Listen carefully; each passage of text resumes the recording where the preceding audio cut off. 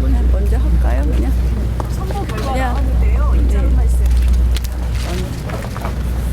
뭐 당연히 예상된 결과였습니다. 다만 만시지탄입니다. 이미 조속히 결정되었어야 하는데 늦었다고 생각을 합니다. 말씀드린 것처럼 각 하나 기각의 결정은 당연했고요. 이제 이재명의 민주당이 얼마나 그동안 정략적 줄탄핵을 해왔는지 드러났습니다. 직권남용으로 정말 처벌받아야 될 이재명의 민주당의 행태였습니다. 이재명 대표가 즉시 석고 대제해야 합니다. 또한 오늘의 헌법재판으로 이제 남은 중요한 헌법재판은 대통령 헌법재판입니다. 조속히 대통령 헌법재판 선고 기일을 헌법재판소는 지정해야 될 것이고, 그리고 당연히 헌법과 법률에 따라서 판단한다면 우리 대통령의 직무 복귀도 조심스럽게 예측해 본다 말씀드리겠습니다. 윤석열 탄핵심판 대표님 한 말씀 좀 듣겠습니다. 자, 한 말씀 하고 한 말씀 하고 네.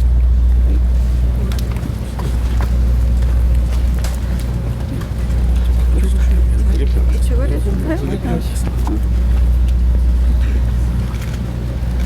오늘 헌법재판소의 결정 선고를 들으셨던 바와 같이 절대 다수가 탄핵을 해서는 안 된다고 하는 의견이 확인되었습니다.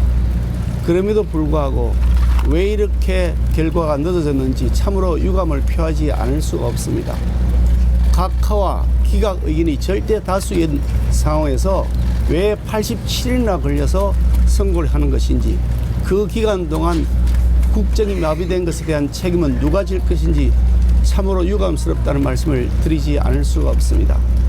당연히 의결 정족수 부족으로 인해서 각하되어야 마땅하다고 생각합니다만, 각하이든 기각이든 국정 혼란에 대한 책임은 민주당과 헌법재판소가 지지 않을 수 없다고 저는 말씀드리고 싶습니다. 줄 탄핵의 줄 기각이 계속 이어지고 있습니다.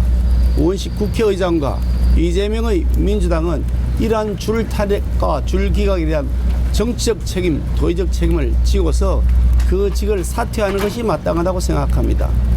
우원식 국회의장도 민주당의 동조에서 이렇게 줄 탄핵의 공범이 된 이상 그에 대한 정치적 책임을 지고 국회의장직에서 사퇴해야 마땅할 것이고, 민주당의 대표 이재명 또한 이 모든 국정 혼란과 마비에 대한 책임을 지고 즉각 대표직에서 사퇴할 것을 촉구하는 바입니다. 아울러 대통령에 대한 탄핵 심판 조속히 마무리해서 대통령이 직무에 복귀할 수 있도록 헌법재판소가 그 헌법적 책무를 다해 줄 것을 다시 한번 촉구하는 바입니다. 다시나서 의결 정족수 과반 적법하다고 했고요. 각하 아니라 기각인데 네. 이거에 대해서 좀 입장 좀 말씀해 주세요. 조금 유감스러운 점은 결국 헌법재판소에서 대통령 권한 대행의 지위가 아니라 임무를 기준으로 해서 판단하여 각하 결정을 하지 않고 기각 결정을 했습니다. 이것은 어떻게 보면 대행과 대행의 대행의 그 줄탄핵의 문을 열어주는 것이고, 이재명 민주당의 이러한 지금 최상목 대행을 또 탄핵하겠다고 이야기하지 않았습니까? 이런 기본적으로 국정을 마비시키는 것을 용인해주는 결정이다라는 점에서 매우 유감이라는 말씀을 드립니다. 또 하나 더 제가 본 것 중에서 우리 하나 더 내가 얘기하려고 했는데, 제가 또 드리고 싶은 말씀은 한덕수 대행께서는 빠르게 복귀하셔서 지금 트럼프 대통령과 정상통화부터 시작해서 국가 원수급 외교 활동을 활발하게 벌이셔서 대한민국의 국익을 위해서 열심히 일해 주실 것을 부탁드리고 싶습니다. 국민의힘에서 자신하셨던 의결 정족수 그 정도 할까요? 예. 정족수에 대해서 제가 말씀드리겠습니다. 의결 정족수 문제는 헌법재판소가 공식 발간한 교과서 헌법재판 해설서에 명확하게 명시되어 있습니다. 자신들이 발행한 교과서에 명시되어 있는 제적 3분의 2 이상이라는 요건을 갖추지 못했음에도 불구하고 그와 달리 헌법재판소가 해석한다고 한다면 교과서와 다르게 수능 시험의 결과를 채점하는 것이나 다름없습니다. 이것은 국민들에 대한 사기 행각이라고 저는 말씀 그동안 드려왔는데 국민을 속인 것이나 다름없다고 생각합니다. 책을 고치든지 헌법재판소가 반성을 하든지 두 가지 중에 하나를 해야 되는 것이지 국민을 이렇게 혼란스럽게 해놔놓고 교과서와 다르게 수능 채점을 한다는 것이 말이 되겠습니까? 정치적 편향성을 가진 것이라고 하는 그동안의 지적에 대해서 결코 자유롭을 것이라고 저는 다시 말씀드리고 싶습니다. 한 가지 더 헌법재판소 결정 중에서 문제되는 것 중에 하나가 헌법재판관 임명에 대해서 구체적 자기 의무로 인정을 했습니다.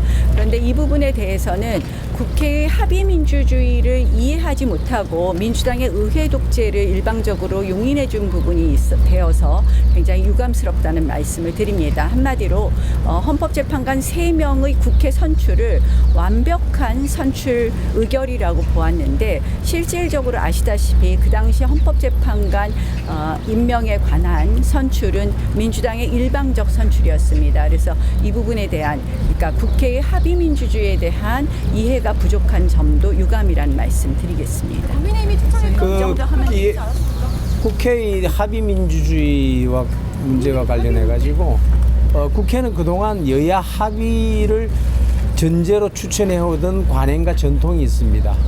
그렇지만 다수결 원칙이라는 그 기준에 너무 얽매이다 보니까 그 합의 정신이 외면되고 오히려 그 숫자의 힘으로 밀어붙이는 일당 의회 독재의 면죄부를 주는 그런 효과가 그런 결과를 가져올 수도 있다는 점이 대단히 우려스럽다.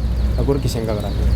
오늘 선거 결과가 대통령 탄핵 심판 선거에 좀 어떤 영향을 미칠지도 좀 말씀 한번 해주실 수 있을까요?